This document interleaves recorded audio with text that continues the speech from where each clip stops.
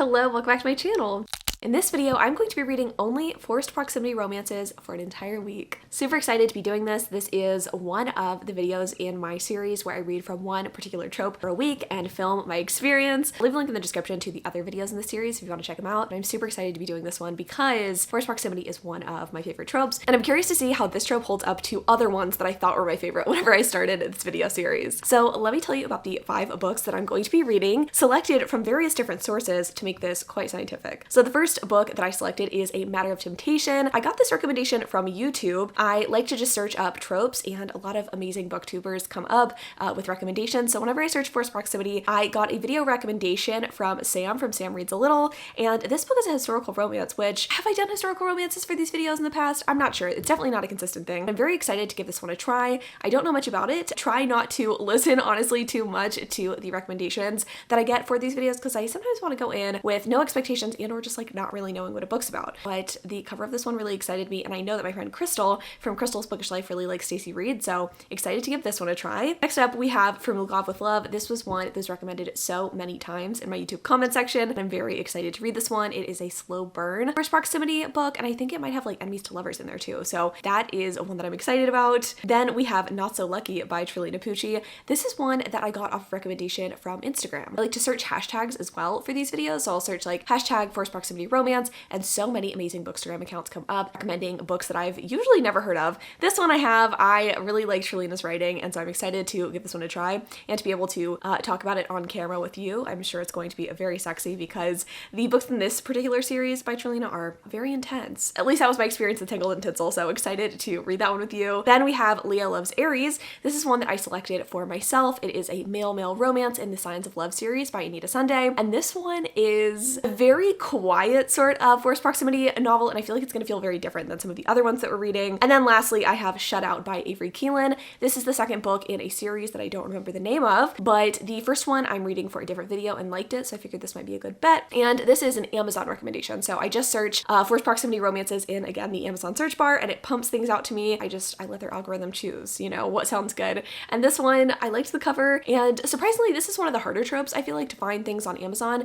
Not that these books don't exist. Obviously, forced proximity is a common trope. I feel like it took me a while to find one that really like fit the bill. I always like to confirm that stuff actually is a part of the trope by going on Goodreads, especially on Amazon. Like, a lot of these books are, I don't want to say sponsored, but they're promoted books, and they might not be promoted by the actual trope that I want. So anyway, I confirmed this is forced proximity, and I'm excited to give it a go. Honestly, just excited to read some books that I think I'm going to love. But first, before we get into it, I want to tell you about something that I don't love and tell you a little bit about the sponsor of today's video, Aura, who has been helping me get rid of the things in my life that I don't love, like spam callers. I don't know about you, but over the past couple of years, I have been inundated with robocallers, spam callers, what have you. It's gotten to the point where I just don't answer my phone, and I have recently been missing important phone calls from numbers that I actually should be picking up from, and I never want to answer because I feel like I am going to get scammed. Data brokers are making a fortune selling your information to robocallers, spammers, and other people who want to learn more about you, like where you live. Aura can identify data brokers exposing your information and submit opt-out requests on your behalf. Brokers are legally required to remove your information, but they make it really hard to do, so let Aura handle all of that hard work for you. It's really easy to set up, and Aura does so much more to protect you and your family from online threats that you can't see. And you don't have to download several apps to get things like parental controls, antivirus, VPN, password management, identity theft insurance. You get everything at one affordable price. Let Aura do the hard work of keeping you safe online so you can focus on other things with peace of mind. So if you don't want to continue to let people exploit and profit off of your information, you can go to aura.com/chandler.ainsley to start your 2-week free trial. I'll also leave a link for you to click in the description down below. Thanks again to Aura for sponsoring this portion of today's video. Now let's go ahead and get into the vlog portion of this video. He's here, so am I. Hello, I've started this video. I'm reading books. I'm like 20-ish%, okay, more like 10%, let's be honest, into Leo Loves Aries, and I just wanted to update you briefly on it because I am enjoying it. This is the reread, obviously. It follows our main character Theo and his sister. I don't know if it's Leone or Leonie or what, or Leonie. I'm just gonna go with Leo. Leo and Theo. So they live together, they're twins. They've both recently been dumped, and their respective partners are now together, which is kind of a bummer for both of them. And they're invited to this wedding. And it's interesting to me because it seems like that like wound for them is both still fresh, and yet those people are getting married. Is it like an elopement? Is it like they're getting married super quick? I don't know. It doesn't matter. Semantic. They're looking for a new roommate now that I think Theo's girlfriend like moved out. We have found someone new to live there, and it's Jamie, who used to be the tutor for Theo, I guess last semester for his economics class, and he's like looking for a new tutor for his current economics class because it sucks. He reaches out to Jamie. He's like, hey, I know I didn't pay much attention in your class. I was sort of a bad tutoree. What's the word for someone who's getting tutored? A student, probably. Yeah, okay. Well, anyway, he was a bad student, and so Jamie kind of gives him a hard time in their correspondence, blah, blah, blah, but he basically is like, I need somewhere to live. I mean, it's like, it's a little more organic than that, but he ends up living with Theo and Leo. I think that Theo is trying to set up his sister with Jamie because he assumes Jamie is straight. This is a male-male romance, by the way, so like definitely not straight. So far, it's fun. I just like the way that Anita Sunday writes. I feel like her stuff is both accessible and also like witty and fun, and I appreciate that. I like a good witty banter moment. I just love a they were roommates moment, you know what I mean? Like, forced proximity I think is at its best when it is two people who like slowly, gradually grow to love each other. I think I'm going to be less interested and less into the books that are like enemies to lovers, we have to share a bed, that sort of forced proximity, but we will see. Time will tell. We'll figure it out. But so far so good. And I'll update you either when I'm 50% into this book or done with it, just depending on how I'm feeling as I read. But I can't see this being anything less than like a 4 or 5 star read. I don't know what I initially rated this book. I know I really enjoyed it, and that has been the case the second time around, so 2 thumbs up. Alright, y'all, I finished Leo Loves Aries, and I'm back in the car yet again, listening to annoying people revving their engines. Okay, what can I say about this book that I haven't already said? I really enjoyed it. I thought it was really cute. I've read it before. I mean, it's not really surprising that I enjoyed this. I don't think I did a great job at describing it yesterday, but basically it's a they were roommates kind of story. We've got Leo and Jamie, and one of the quietest romances I feel like I've read in a long time, and I don't want to say it's totally low angst, though I think it really depends on what your definition of angst is. The angst is definitely between the characters, like the sexual tension, you're wondering if they're going to actually get together, and it doesn't happen until later on in the book, which I really like as someone who enjoys a semi-slow burn story. I mean, I'm not like all about the whole Mariana Zapata, like that kind of slow burn, but I don't want them banging it out in the first chapter, you know? So I liked the story because they got to know each other and their personalities. I will say, I think there was a lot of tell instead of show in certain moments. I think I would have preferred had there been maybe a few more scenes where we actually get to see the characters grow from this like kind of not animosity, but like this sort of playful banter, giving each other shit, to more of a true friendship and getting to see kind of the connection there. I'm not saying that it was completely devoid of that, but I think I could have used a little bit more of that, and I think it would have helped us transition more into sex scenes. But that being said, I still really enjoyed this book. I liked how quiet it was. I mean, literally the entire story is just them being roommates, them interacting with each other, and you wondering if they're gonna bang or if like who's gonna make the first move. And I liked that. I also liked that I don't want to say one sex scene, because like there's obviously sexual moments between them ahead of time, because it's sort of like we're hooking up but not really willing to claim our feelings for each other just yet. But like I guess, God, I hate this word, penetrative sex doesn't happen until like the 92% mark. So I like that, honestly, and I wish that were done in more straight romances. I feel like I see that often in gay romances where characters or I guess relationships will characterize sex in like different levels of importance, and I don't really feel like that's done in a lot of straight romances, which frustrates me. Like, I think it would be cool if we have like kind of say like oral sex scenes early on and then like the penetration later, but yeah, like that's what I would like to see more often. I don't think we like need to just bang it out immediately every single time, especially not in the first chapter of the book. Straight people, what's wrong with you? It bothers me. I liked the pacing of the story. I thought it was fun. I liked the characters. I thought they were charming. I think Anita Sunday does a really good job with her characters. I think maybe sometimes you can kind of feel like you're being hit over the head with her characterization, but at least you know who the characters are. They are definitely very different. Both heroes are very different from each other. One is like a bit more straight-laced, but also very dedicated, and the other one's like maybe, I don't want to say flighty, but like definitely has more Leo tendencies. And I think that's the fun part about these books, is that if you like the zodiac, the characters definitely embody that zodiac sign, so I just think it's fun. Overall, I enjoyed this book. I think I'm gonna give it 4 stars. Really fun. I think I gave it 4 stars the first time that I read it. We have to put it on our scale, right? I think for forced proximity, this is gonna be a 5 for me though. Like, this is what I want from a forced proximity book. To me, whenever I think forced proximity, this is the first one I think of, because they were roommates. They were roommates almost the entire book. Also, I didn't realize our shirts were matching. We're pretty green. Anyway. Whenever you say forced proximity, proximity. I just think kidnapping. That is a certain type of forced proximity, certainly. Okay. Yeah, when I think of forced proximity, I don't even think of the only one bed trope. I think like roommates. Like you were living your lives side by side and just waiting for that other person to like make their move. Ooh, juicy, love it. I think it goes hand in hand well with the friends to lovers trope, like forced proximity, friends to lovers.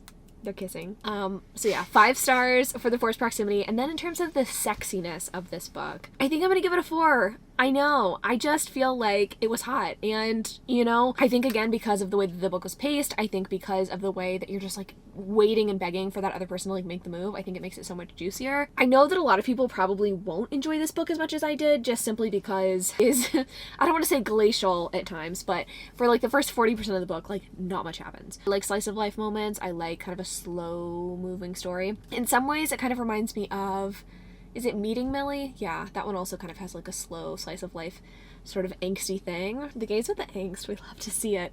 Yeah, okay. What are the calculations? I gotta do my tabulations here. That is a 4.33, y'all. That's pretty good. That's damn near my highest score. I don't think I've given anything a perfect 5. I think I gave a lot of things a 4.6, but we got a 4.33 and I feel good about it. So overall, we're off to a good start. No idea what I'm gonna start next, but let's figure that out together because friends, oh my god, actually, am I gonna be able to do this? I moved all of my notes recently to Notion, and so, oh no, I've got it. It's actually much nicer than I thought it would be. Okay, am I feeling freaky deaky? What's the vibe? Well, do I want to read a Why Choose novel where someone gets married in Vegas and then bangs her new husband and his 2 best friends? Or do I want to read something a little bit more like low-key? Couldn't tell you. I think I'm gonna read From Look Off with Love, which is a lot more low-key, but I'm just feeling like curling up with another slow burn, okay? I just am, and then maybe tomorrow I'll start out my Sunday, the Lord's Day, with an orgy. All right, so I started From Look Off with Love. I'm like 40% in. This is technically a reread. I know I'm only supposed to be doing one reread for these videos. However, this is just a good forced proximity book. So many of y'all recommended it, and I just figured I should listen to my YouTube comments and read this book. A lot of the books that y'all actually recommended were rereads or would have been rereads for me. I figured I'd do this one because I feel like this is just classic forced proximity, and again, so many people recommended it. So, what to even say about this book? It's about our 2 main characters, Jasmine and Ivan. It is a forced proximity enemies to lovers thing, so very, very different than the first book that we read, Leo Loves Aries. This one is a very antagonistic, like ice skating relationship, and it reminds me a lot of that one movie that I can't remember the name of that's like set in the 80s. It's got a similar dynamic where you've got figure skater who is, I don't want to say fallen on hard times, but basically she's in a situation where her career has just not been going in the way that she wants. Singles, pairs, doesn't really matter. It's just not going great. So she did singles at first, then she did pairs, and her partner basically abandoned her and just told her over text and was like, hey, I'm finding a new partner, because they had not been performing well. In classic Mariana Zapata fashion, she does such a good job she does do a good job. She does a good job at getting you to feel for the character and kind of understand where they're coming from. Our heroine has this like rich and complex life that we get a little bit of insight into before she even comes into contact with the hero. We know that her mom is in an age gap relationship with her 4th husband. We know she has siblings who like to kind of tease her in ways that are sometimes a little bit unkind, but you know, she seems to think that it's normal. She also is dealing with this like sense of almost loss. Like she doesn't know if she needs to retire from the sport because she has lost her partner. She's also not a good singles figure skater. She doesn't have a coach, and she's kind of lost, a little bit rudderless at the beginning of the book. And then pretty immediately we get this introduction of Ivan, who is this guy who she just really can't stand. They have an antagonistic relationship towards each other. He is the brother of our heroine's best friend, who she hasn't really talked to, I guess, in the book. I don't know what's up with the friend, but Ivan comes into her life and is like, hey, I need a partner for figure skating. His partner has also, I don't know if she's like asked to work with someone else or if she just needs a year off, but he needs someone to work with for a year so that he doesn't have to, I guess, not train for a year or something. And in exchange, he will set her up with a really good partner afterwards so that she can like continue on in her career. I believe she's 26 and he's 30. So like later into their careers for sure, but definitely still have time to make an impact and like maybe make an Olympic medal. I don't know. That's not really their goal this year. Their goal is to win a couple of championships and just like, you know, have fun, I guess. Be successful enough. Already we've had, you know, a lot of antagonism, a lot of name calling, a lot of just not being able to kind of work with each other in a way that would be conducive to being successful in figure skating. And it's interesting seeing them interact. It's interesting seeing what they do and don't know about each other. They've already had an interview with the media. Ivan seems to know more about Jasmine than she knows about him. I'm already sort of invested in the relationship, or not even invested in the relationship. I'm invested in Jasmine and her story.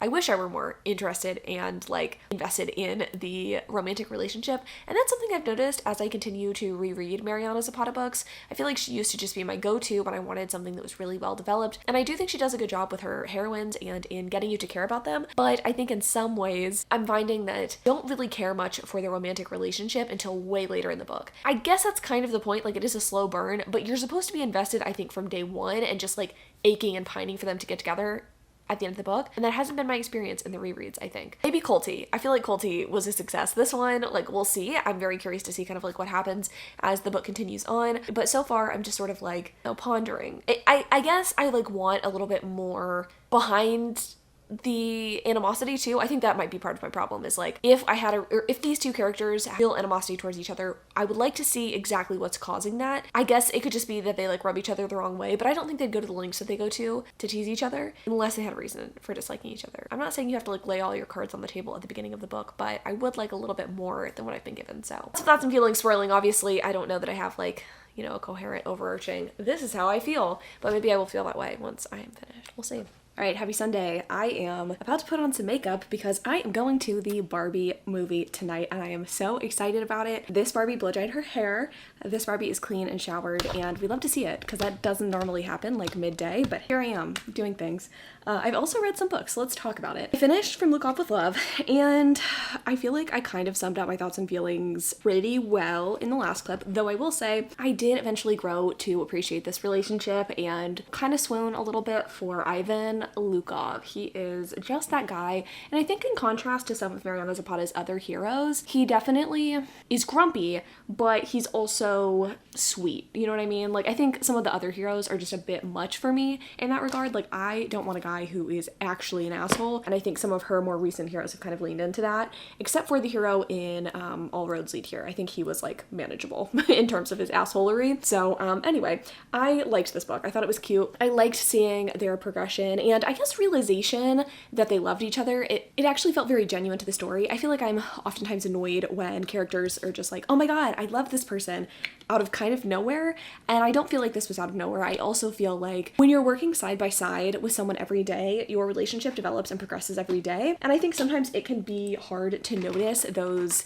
changes over time, and so it makes sense to me that they would be like, oh my god, wait, I think I love this person. Like, to me, it just made sense for their relationship, so I did like that. I just like the way this book ends too. I love the elements of it. I love that there is a like caretaking scene where the hero takes care of the heroine when she is sick.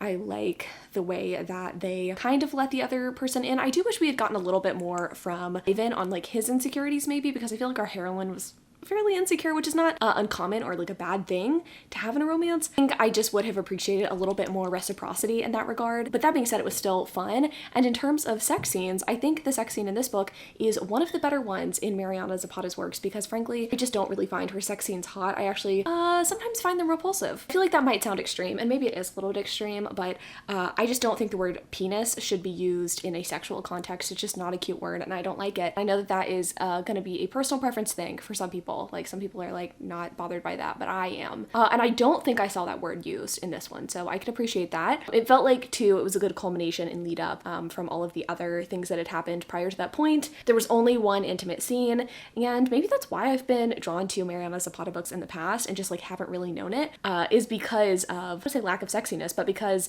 they don't have that much smut. I don't know. I used to complain a little bit about that, and you know, I do think that not every book has to have the same formula of like nothing happening until like the 90% mark, but I'm not mad at it. And it kind of reminds me of Legal of Xeres in that regard, like, you know, not putting all of your cards on the table all at once, not showing us kind of them banging it out all the time.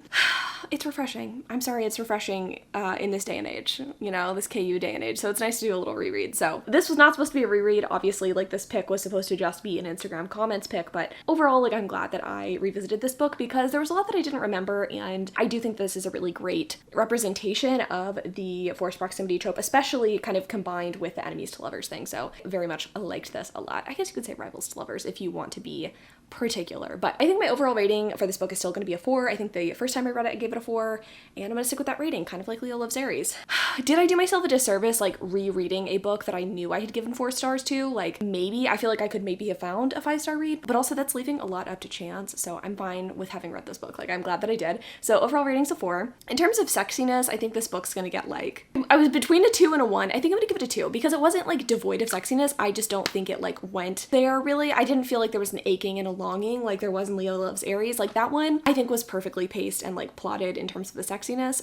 So this one I think is gonna be a 2 in that regard. So overall 4, 2 for sexiness. And then in terms of the forced proximity trope, I think this is a fairly good representation of it, even if it is combined with a trope that I don't love, enemies to lovers. I think for, like, forced proximity, this is a 4. I don't think it was, like, the most perfect. I'd like to leave, you know, some room for the other books that we're reading, but overall I did really enjoy this experience. So the overall rating, of course, is a 3.33, which I feel like is pretty fitting with how I felt about this one. I do think that I didn't like this one as much as Leo Loves Aries, though I will say that 2 for the sexiness is definitely bringing the book down as a whole. So anyway, moving on to a book that might get a 5 on the sexiness scale because it really is going there, and that is Not So Lucky by Trelina Pucci. Trill, you really did it again. You really, really did. This is you know, it's a book. It is a sexy ass book. And I just like when authors know what they're doing.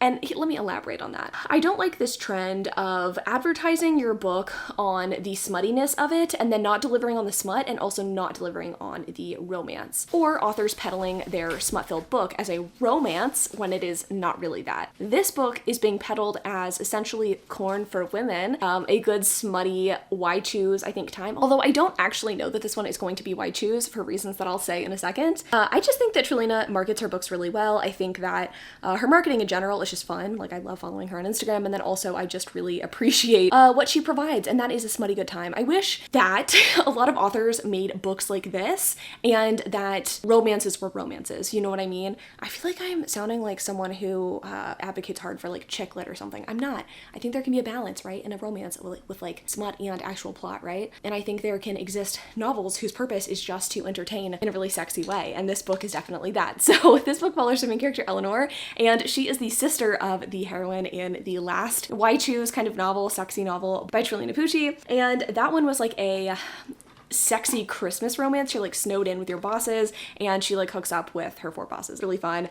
This one again follows the sister. Her name is Eleanor, and Eleanor is in Vegas with her best friend, and they are celebrating before they open up their own salon and spa, which is super cool. We love an entrepreneur. But when she's there, she ends up coming into contact with this guy named Crew, who is the, I believe, quarterback for the Raiders. They get married in Vegas, of course. She also gets tag teamed by 2 of his, I guess, fellow football players. I don't remember their positions. I think one of them might be like a wide receiver. I don't remember what the other one's position is, but it doesn't really matter what their football positions are, you know, because it's more about the sex positions. This book's forced proximity in the sense that our heroine is trying to get an annulment / divorce from the hero. He is also kind of down with this, but the judge is a really big fan of the Raiders, and since I think they like choked at the last Super Bowl or something like that, this judge kind of has a vendetta against him and is like, you know what, you need to stay married to this woman for 30 days. You'll have to stay in Las Vegas for this time period, and then I will maybe grant you a divorce or something to that effect. I don't know, like, if that is something that would actually happen in real life, but it doesn't matter because, like, this book is not trying to be logical. It's just trying to be fun, and I appreciate that. Anyway, she is living with this guy in his penthouse apartment and is trying to, I don't want to say put up a fight, but is trying not to sleep with him because he bets that he will get in her pants, and if he doesn't, for each day that he doesn't get in her pants, $1,000 will be split between her and her best friend or something like that. And I like that premise. I think it's fun. We haven't actually, well, actually, no, that's not true. I was gonna say we haven't gotten to the sexiness yet. We have, at this 50% mark, there was just a scene between the hero and the heroine, and I really loved it. I just thought it was really sexy. I really like Trelina's sense of humor. I like the way that she writes books. There's just something about it. I could like catch myself writing a book similar to this. Maybe not like all smut all the time, but just the way that she writes things and the way that she puts things down on a page. It feels like me, and I just love reading her books because of that. I feel like she is great not only at evoking emotion, which she does a good job of in her like non-smutty books, but also in just making things like lighthearted and fun and funny.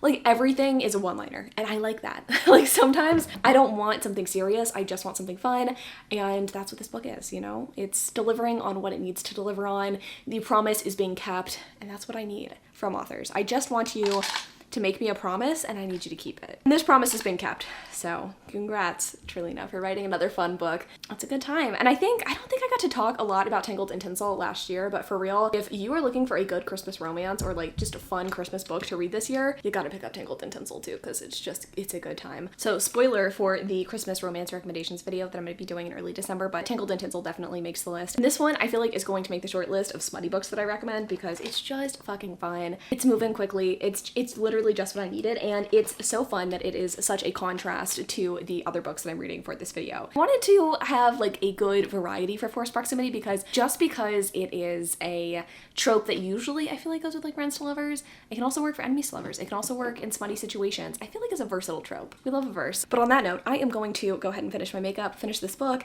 and then move on to our fourth selection. I don't know what that's gonna be, but I'll get back to you when I do. We were just blessed today with Teddy on the other side of the door wanting to bust into my office and Pepper finishing up his wet food. They're related, obviously. Teddy wants the wet food that's in here. Sorry if you can hear the noises in the background. It just is what it is. And you know what? Honestly, no apologies because you get ASMR experience along with me talking about romance. So I feel like a win is a win. We're just gonna accept it and move on. I finished Not So Lucky last night and I got 50% into A Matter of Temptation, which is the historical romance pick. I am just living my best freaking life.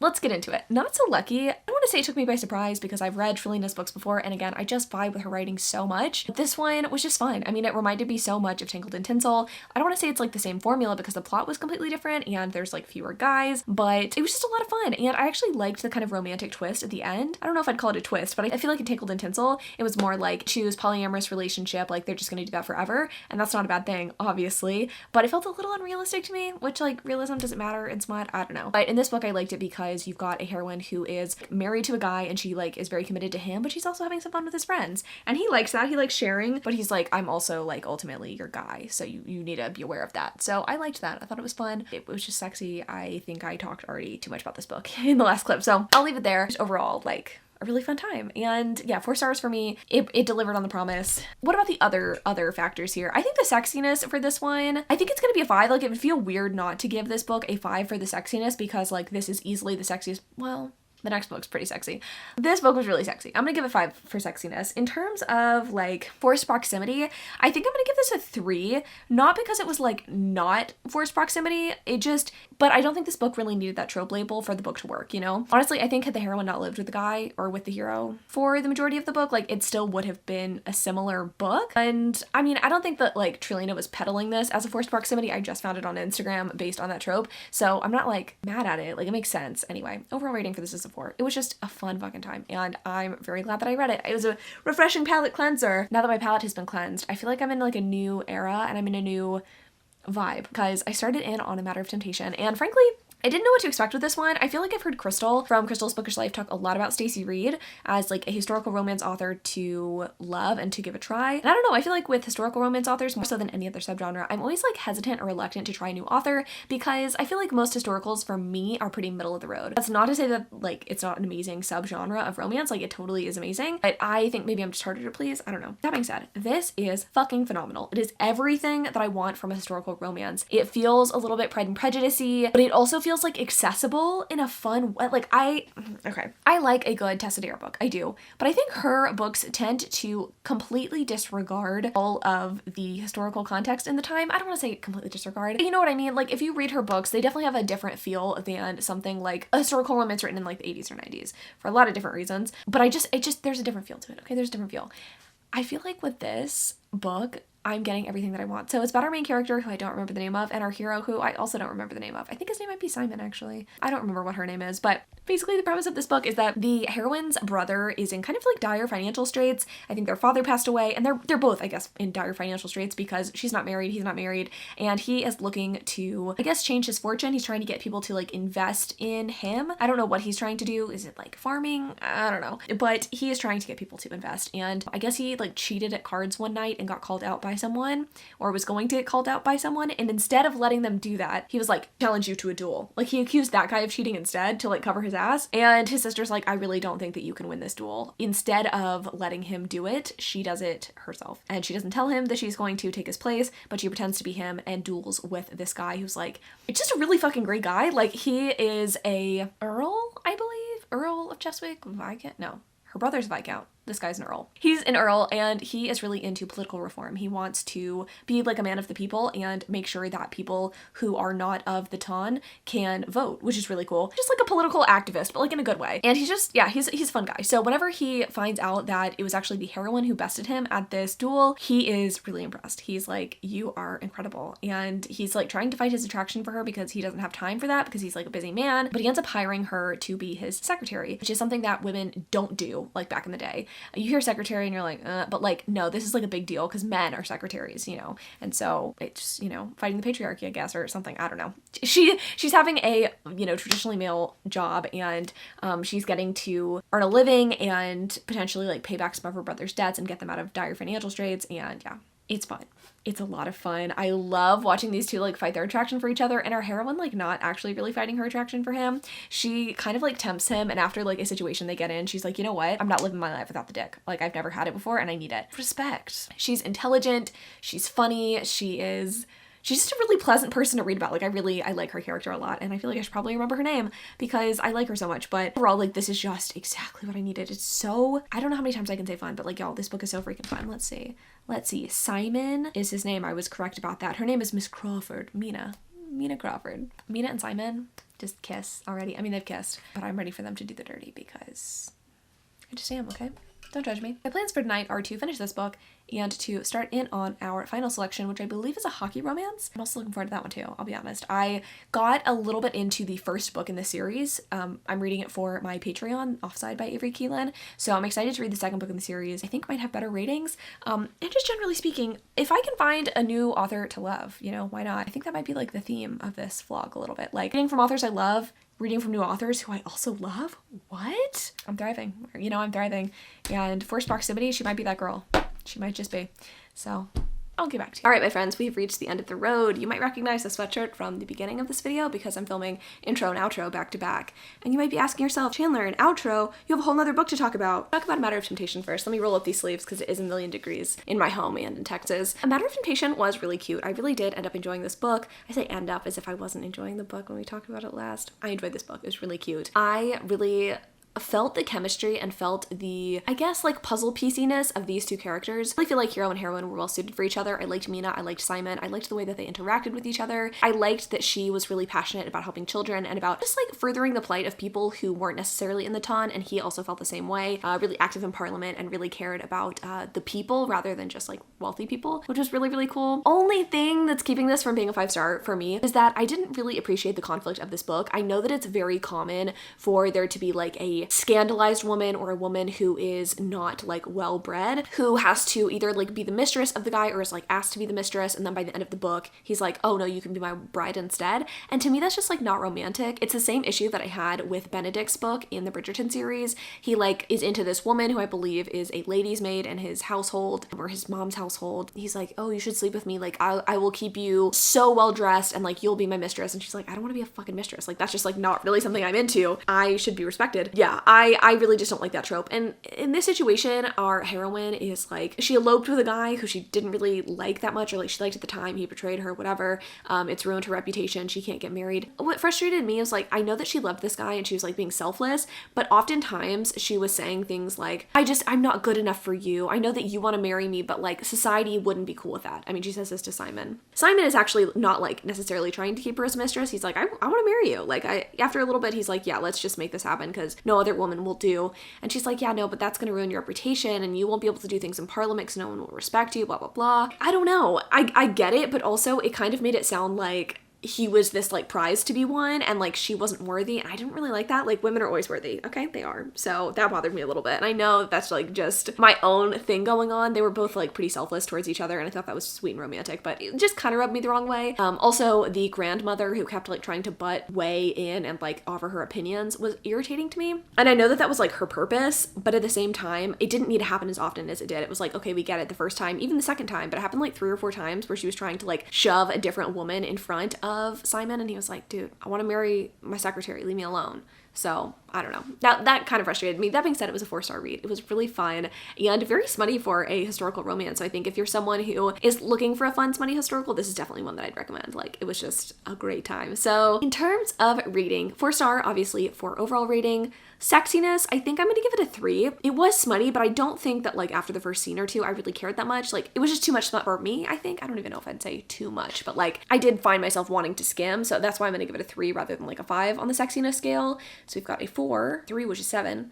And then in terms of the forced proximity, I actually think this was a pretty good representation of forced proximity. I'm gonna give it a 4 on the forced proximity scale because I feel like this was a romance that I don't want to say couldn't have worked without forced proximity, but like she was living in his home, she was around him at all times, and that's kind of rare for historical romance, so I do think this sets it apart from others. I do think this trope was necessary in some ways. So overall rating for this was a 3.66. That feels like an accurate and adequate rating for this book because it was a fun time, but it wasn't like perfect for me, but like I'm not mad. I want to read more from this author in the future for sure. So that one was a success. Unfortunately, Shut Out by Avery Keelan has just not been a success for me, and I'm gonna have to DNF this book. So it just did a lot of things that I didn't like really early on and off the bat, and then it was also boring. So it was just never going to work for me. So this book's about our main characters, Seraphina and Tyler. Seraphina is transferring from a different university, I think because her mom had cancer or something like that, maybe actively has cancer. I don't say she's in remission, but anyway, the heroine transfers to her brother's university, I think maybe to be closer to their family. And she ends up coming back into contact with the guy that she had a one-night stand with on Halloween, and he is going to be her roommate. And at first I was like, okay, I like this premise, this is fun. The fact that they slept together was kind of like, not a red flag, but like a ding against it for me because I just don't really like that setup. Like a one-night stand leading to the relationship. So I kind of feel like the tension has been broken if you've already slept together. I was willing to look past it because we didn't see it on page, whatever. But god dang, this book is so boring. Like, I really enjoyed the first 20% of the first book and it made me want to keep reading. Not that I have like continued to keep reading, so like maybe I am proving my own point, but this book, the chemistry is just totally lacking between Tyler and Seraphina. She is trying to figure out what she wants to do with her life kind of, but has absolutely no direction. The only thing we know is that she like kind of likes writing, I guess. Our hero wants to be a hockey player, or he is a hockey player and like wants to go pro, blah, blah, blah. And I think we're supposed to feel bad for him because he has all these like societal expectations on him and his parents are hard on him, blah, blah, blah. I just don't care about either of them. I just don't really feel their chemistry between the two of them. He just walked in on her taking a bath accidentally and I felt nothing. I felt literally nothing. And I don't know if that was the point and like we're supposed to feel stuff later, but 20% into a book, I feel like I should be feeling something. And I didn't. So I was like, you know what? Why waste my time? Why waste your time? Like, just not necessary when we've had such a good time so far with these books. Like, I feel like the other 4 books, a win is a win. You know what I mean? This video has been a lot of fun for me, so I'm gonna call it a win. In terms of overall rating for forced proximity, I'm gonna put it on screen right here. I don't remember what I rated the first couple of books, so I'm gonna be doing this in post. But this is what I rated forced proximity overall. I know for a fact that this was a good video because I had a good time with it. These are the rankings from the other videos that I have done in this series. So I think overall it probably stacks up well. Again, like I'm doing the calculations in post, so I don't have anything profound to say, but I know this is not the highest rated video. I don't actually know that. I'm pretty sure it's not. But it's up there. I think forced proximity as a trope is just a fun one. I think if you are someone who wants your characters to be in constant contact, I get that. I really do, because I think it lends itself well to characters getting to know each other on a deeper level quicker. But I had a really good time with this, and I'm also very excited for the next one in this series. So the next trope that I'm going to be reading is age gap romances. This is a trope that I've always personally really loved. I know that some people hate it, some people love it. She's controversial, shall we say. Leave me recommendations in the comments down below though, and maybe your recommendation will make it into my reading only age gap romances for a week video, which is coming to you in September. But thanks so much for watching this video. I love y'all so much, and until next time.